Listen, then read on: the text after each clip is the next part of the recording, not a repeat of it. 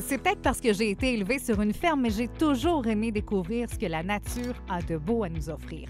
Là, j'ai le plaisir de joindre deux passions, jouer dehors et la télévision. En plus, je partage toutes ces belles aventures-là avec ma famille. Bienvenue à Aventuriers à bord. Cette semaine, c'est direction Saint-Just-de-Bretonnière. On se rend au chalet villégiature et pourvoirie d'Aquam. C'est une première pour nous à Saint-Just et de rencontrer Marie-Claude et Max qui sont vraiment des passionnés de chevaux, de chiens également. Alors, on a très, très hâte de les rencontrer. Au programme, on va faire du quad, on va faire de la carriole, puis on va un peu taquiner la truite. On verra bien ce que ça donne, évidemment. Mes aventuriers invités, Pierre-Antoine et Lily qui font dodo. Je pense qu'ils sont un peu épuisés de toutes ces aventures. Mon chum Sébastien est avec nous aussi. Et c'est notre dernier tournage de la saison. Alors, direction Saint-Just. Marie-Claude, Max, merci de nous accueillir chez vous. Merci, ça fait plaisir de vous accueillir. Bonjour, vous aussi, oui. On est ici depuis 2 jours, puis j'ai envie de dire qu'on a pris nos aises. T'sais, on se sent comme à la maison, super accueil, en pleine nature. J'ai envie de connaître votre histoire. J'ai envie de savoir comment ce beau, grand territoire est arrivé dans votre vie, puis comment tout ça s'est développé, parce que ça fait quoi, au-dessus d'une vingtaine d'années, hein? Ça fait maintenant 28 ans et 4 mois. Donc, j'ai commencé en 1993. J'ai commencé par acheter un premier terrain de 20 hectares, 40 acres à peu près, là. Puis, j'ai commencé à construire une petite auberge, puis un chalet, c'est ça, oui, juste un. Puis, chaque année, j'ai rajouté des activités. Chaque année, j'ai rajouté des bâtiments. Fait que c'est un peu comme un Monopoly, là. On commence par acheter un terrain, puis là, on rajoute des petites maisons, puis des petites maisons, puis des petites maisons. Puis, je suis pas rendu à l'hôtel, puis je veux pas d'hôtel non plus, là, mais il y a plein de petites maisons, puis j'ai acheté plein de maisons, puis j'ai acheté toute la rue. Puis les activités se rajoutent. Fait que dans le fond, ça fait beaucoup de choses à s'occuper 4 saisons. Donc, c'est sur toutes les saisons. Fait qu'au début, c'était juste la chasse à la bécasse. Puis maintenant, la chasse à la bécasse, c'est une petite partie de mes activités. Puis on est rendu au cheval, au quad, au traîneau à chien. Donc, c'est très diversifié sur les 4 saisons.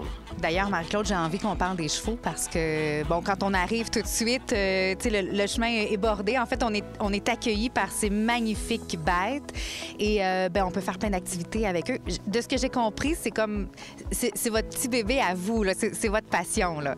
Oui, effectivement. C'est moi qui ai développé le produit équestre en 2008. Suite à des inondations ici, on a été inondés en 2008. Ça a été des inondations records. On était pas mal... On a perdu 20 chiens, on a perdu beaucoup de dégâts sur les bâtiments. On avait des chèvres, les chèvres évidemment noyées. Donc là, ça a donné le prétexte d'acheter un petit poney pour remplacer les chèvres qui se promenaient un peu partout. Puis le petit poney a amené un premier cheval, puis après ça, elle était embarquée, non? Depuis ma jeunesse, moi, c'était vraiment mon but d'avoir des chevaux un jour. Donc, le prétexte du poney, ça a été vraiment une partie du rêve qui se réalisait là, pour moi. Donc, d'où est venue l'idée, justement, de faire mes cours pour devenir guide en tourisme équestre. Donc, l'été 2008, ça a été plus, justement, tu sais... trouver les bons chevaux, faire mes cours aussi en tourisme équestre. Et on a parti officiellement là, le cheval en 2009. Donc, 2009, c'était des petites randonnées, des balades d'1 heure qu'on faisait.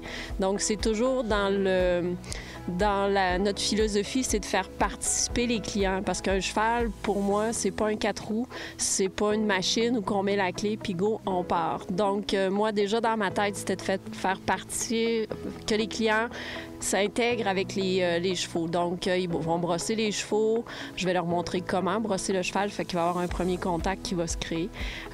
Puis par la suite, là, je donne les consignes de sécurité, puis on va partir là, pour une balade d'1 heure. Donc, l'été 2009, ça a été vraiment des courtes randonnées. 2010, on a eu l'opportunité d'augmenter l'offre avec des mini-expéditions qu'on appelle les 24 heures. Donc, on a été les premiers au Québec là, à faire cette formule-là. On le faisait déjà en traîneau à chien. Donc, c'est une demi-journée. On part en après-midi, on s'installe dans un refuge en fin de journée. On prépare le souper, on couche là-bas avec les chevaux, le petit déjeuner, puis le lendemain, on repart pour une autre avant-midi. Ce qui est quand même accessible à beaucoup de personnes. Donc, 2010, ça a été le début des petites expéditions comme ça. Puis maintenant, avant la COVID, là, malheureusement, là, avec la COVID, on n'en a pas fait, là, mais sur des 2 jours, 3 jours et 4 jours maintenant d'expédition en temps de prospecteur et tout. Donc... D'ailleurs, oui, on parle des chevaux, mais les chiens prennent une grande place aussi. D'ailleurs, j'ai envie de dire qu'on s'est réveillé ici, on a appelé ça le chant des chiens. C'était magnifique parce que vous avez une grande meute et quand ils se mettent à chanter tous ensemble, c'est impressionnant, c'est puissant en fait. Comment vous en êtes venu à développer tout ce réseau-là? C'était une passion au même titre ou comment c'est arrivé? Dans le fond, le traîneau à chiens, c'est un peu, comme je vous ai dit tantôt, le Monopoly. Donc, j'ai commencé avec une activité qui était la chasse à la bécasse, une petite auberge, un petit chalet. 2 ans après, j'ai rajouté 3 chalets de plus. Et puis, à un moment donné, il y a un client qui m'a dit « Faites pas du traîneau à chiens l'hiver? » Bon, OK, d'accord, traîneau à chiens. Fait que là, j'ai fait venir un gars qui avait vu du traîneau à chiens pour ces clients-là. Il est venu faire du traîneau à chiens une fois. Puis, un peu plus tard, j'ai eu une autre demande dans l'hiver. Fait que j'ai fait revenir le gars. Puis là, j'y ai dit « Ils sont pas à vendre? Ton attelage n'est pas à vendre? » Il m'a regardé, il s'est mis à réfléchir, il m'a dit oui. C'est avant. Faut que là, j'ai acheté un premier attelage de 7 chiens, un traîneau. Puis je suis parti avec ça. Puis je connaissais rien. Puis je suis parti avec ça. Dans le fond, j'avais pas peur de rien. Je l'avais vu faire. Puis c'est parti. Fait que là, j'ai fait faire des petits à mes chiens. Puis déjà, l'année 2, je devais avoir 3-4 attelages. Puis d'année en année, on a grossi au fur et à mesure des demandes de clients. Puis le traîneau à chiens, c'est un produit qui date de 96, si je me souviens bien. 95? En tout cas, ça fait plusieurs années, là. Donc, on a plus de 25 ans sur le traîneau à chien d'expérience, là. Fait qu'on connaît bien le produit. Puis, on fait des expéditions jusqu'à 4 jours de traîneau à chien avec coucher en refuge, coucher en temps de prospecteur. Donc, c'est vraiment le produit, on va dire, phare de l'hiver, là. Dans le fond, traîneau à chien, c'est le paradis hivernal. C'est la communion avec les chiens, la neige, l'environnement, le parc régional des Appalaches, parce qu'on fait tous nos parcours dans le parc des Appalaches. Puis, évidemment, le chant des chiens le matin, ça c'est génial. Là. Quand les chiens se réveillent le matin, ça part à hurler. Puis là, il y en a un qui part, et puis après ça, les autres embarquent. Puis là, ça dure à peu près 1 minute, 2 minutes maximum. Puis là, tout le monde chante à l'unisson. Ça, c'est la communion de la meute. Fait que tout le monde fait partie de la meute. Tous ceux qui ont chanté dans le chant font partie de la chorale. Là. Fait que ça, c'est génial. Là, vous nous avez sélectionné plein d'activités, évidemment. Alors, on va partir découvrir tout ça, puis on se fera, si vous voulez bien, un petit résumé par la suite. Puis on va continuer de parler des choses qui sont offertes parce que les gens peuvent vraiment beaucoup se divertir, rester calme, descendre la rivière aussi, mais il y a moyen d'avoir une petite dose d'adrénaline, je pense bien. Je m'en vais chercher ma gang, puis on fait ça? Pas de problème. Parfait. Cette semaine, je partage avec vous une façon simple de transporter les vêtements et surtout de rendre vos enfants plus autonomes. Alors, c'est le sac de compression. C'est facile à transporter, c'est compact et en plus, les enfants sont autonomes et ça empêche de retrouver les vêtements de tous et chacun partout dans la tente. Je vous le dis, c'est super pratique. Pour en savoir plus sur nos bonnes adresses, vous consultez en tout temps la page Facebook d'Aventuriers à bord.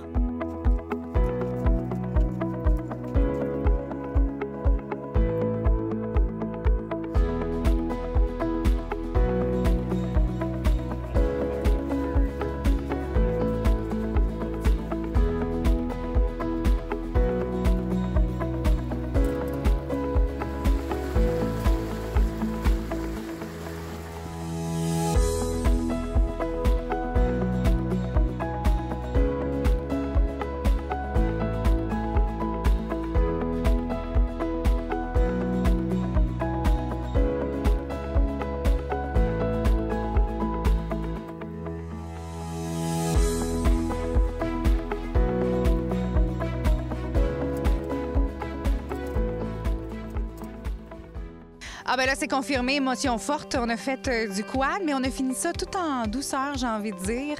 Avec la balade en carriole, c'était magnifique, vraiment. Nous, on avait sélectionné ces 2 activités-là, plus la pêche. On a fait un petit peu de pêche là, entre les 2. Mais les gens ont la possibilité de faire, mon Dieu, une panoplie d'activités chez vous. Oui, tout à fait. Bien là, étant donné qu'on était en saison, on va dire, estivale, on va énumérer un petit peu tout parce qu'il y en a tellement qu'on ne peut pas s'éterniser. Fait que l'été, bien, on peut faire un safari photo découverte. On peut faire la location de quad guidé ou non guidé. C'est des côte à côte. Après ça, on peut faire un tour de dune buggy. Ça, c'est guidé. Après ça, on peut faire la carriole à cheval. On peut faire des randonnées à cheval. On peut faire de la pêche en lac, en rivière, en étang. On peut faire du fat bike. On peut faire, je suis en train d'en oublier, Marie, le kayak, effectivement, location de kayak, la promenade de la Meute, la visite du chenil. Puis je suis certain que j'en oublie encore. Randonnée pédestre, effectivement. Donc l'été, il y a beaucoup d'activités. Puis l'hiver, ben, je vais vous passer Marie-Claude. Elle va vous décrire l'hiver. L'hiver, il y a le traîneau à chien, qui est un incontournable chez nous, la location de motoneige, la pêche sur la glace. On a des sentiers de ski de fond, sentiers de raquettes, sentiers de fat bike. On fait aussi la location des équipements. Il y a une patinoire aussi. Il y a une mini-glissade pour les enfants. Bon, c'est pas Valcartier, là, mais c'est une petite glissade pour amuser les enfants. Pêche sur la glace, je l'ai dit. Traîneau à chien. La carriole à cheval aussi. Donc, on a la sleigh à cheval en hiver, qui est vraiment sur patin, sur ski. Puis, on a la carriole à cheval l'été, comme vous avez fait là, hier. Ça, c'est tout nouveau. Le dune buggy, puis la carriole à cheval l'été, c'est tout nouveau. Les nouvelles activités de 2021. Je crois qu'en hiver, on a... L'équitation? Oui, l'équitation aussi. C'est vrai, l'équitation en hiver aussi. Des balades d'1 heure qu'on fait aussi. On y va avec la météo, par contre, pour les balades à cheval, parce que c'est sûr que c'est seulement au pas.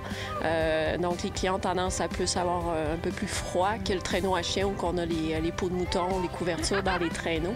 Tandis là, que la balade à cheval, là, moins 15, plus froid que moins 15, là, on annule les randonnées. Il faut quand même que ce soit agréable à ce moment-là. Alors, ça en fait des choses à faire, évidemment. Non, on n'arrête jamais ça, c'est sûr. C'est d'ailleurs ce qu'on se disait quand on est arrivé. On a dit, aïe, aïe, c'est quand même, quel centre complet, là. Et au niveau de l'hébergement, nous, on était super chanceux durant notre week-end. On a laissé notre tente dans notre voiture et on a pu profiter de ce magnifique chalet en face de la rivière. Mais les gens peuvent venir sous différentes formes d'hébergement. Effectivement, il y a différentes formes d'hébergement. On va commencer par la première qu'on a commencé, c'est l'hébergement en chalet. Après ça, on a l'auberge avec 3 chambres. Puis ce qui est nouveau aussi depuis quelques années, c'est un camping. On a 6 terrains de camping directement sur le bord de la rivière. Donc, ça reste très intime. Puis chaque terrain a sa propre vue sur la rivière. Donc, ça, c'est le type d'hébergement. C'est sûr que le camping en hiver, ça marche pas, mais les chalets puis l'auberge fonctionnent toujours à l'année. J'ai vu aussi en entrant dans l'auberge qu'il y avait des plaques, etc. Vous avez été, votre travail, votre offre a été récompensé aussi au cours des dernières années. Oui, bien, à plusieurs reprises, on a eu des récompenses. Si on remonte en 2000, on était la meilleure pourvoirie au Québec, catégorie art en 2000. Donc, quasiment aux 2 ans, là, quand on faisait les Grands Prix du tourisme, là, on avait toujours des prix d'excellence.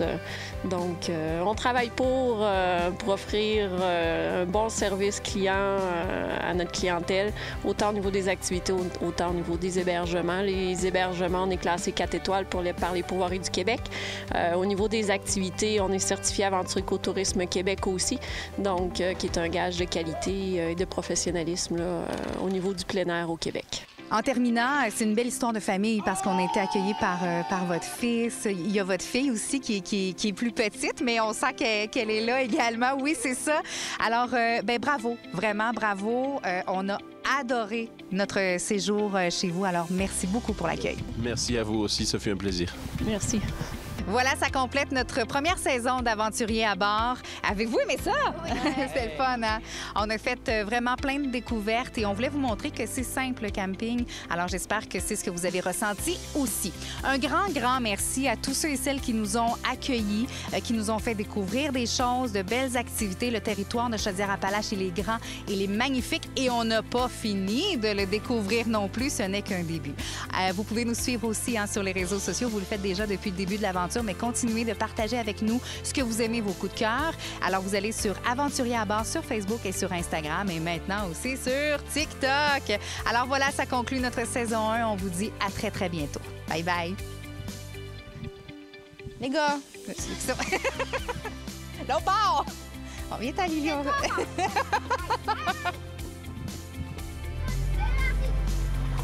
Attendez-moi!